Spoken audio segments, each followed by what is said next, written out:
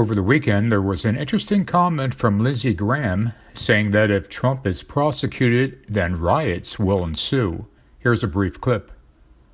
If there's a prosecution of Donald Trump for mishandling classified information after the Clinton debacle, which you presided over and did a hell of a good job, there'll be riots in the streets.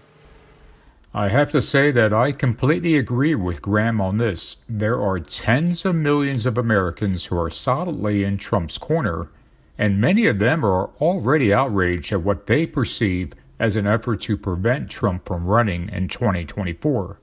If and when Trump is indicted or arrested, you can be sure that many of those ultra-MAGA Americans will take some sort of action in his defense.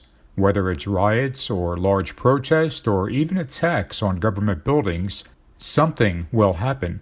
And if a scenario such as Trump being indicted or arrested were to happen, we all know that Trump would scream bloody murder on his Truth Social platform and almost certainly call on his supporters to rise up in his defense, and they would. And that brings up the potential that Biden might consider pardoning Trump before things ever get that far. Over the last couple of weeks, I have seen a number of opinion articles, both from the left and the right, suggesting that might just happen. And if the goal is to keep the nation from being fractured beyond all repair, and even to avert a possible civil war, then pardoning Trump would make a great deal of sense. Personally, I think the idea that Biden would pardon Trump might just happen.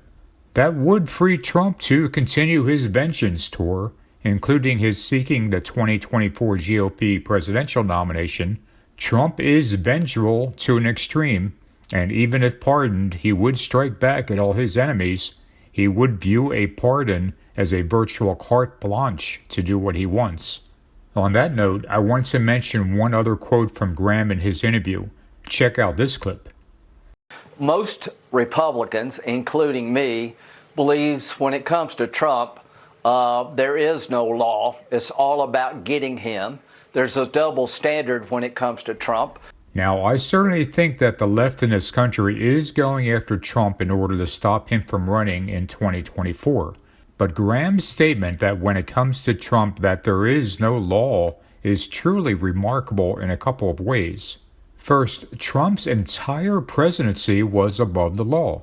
He ignored congressional subpoenas, claimed executive privilege on all kinds of matters, stated that he could pardon himself at any time, and said that Article 2 of the Constitution allowed him to do whatever he wanted.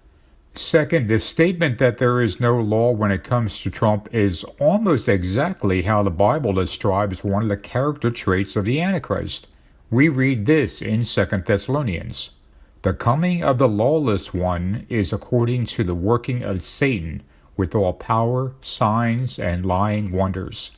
So the next time you hear about the law not applying to Trump, or that he's above it in some way, remember that the Bible gives us many descriptions of the Antichrist, and one of them is that he is the lawless one. Thanks for watching, and if you care to leave a comment, please do. As always, kindly be respectful in any comment you leave, especially towards those with whom you disagree. I'll talk to you guys soon.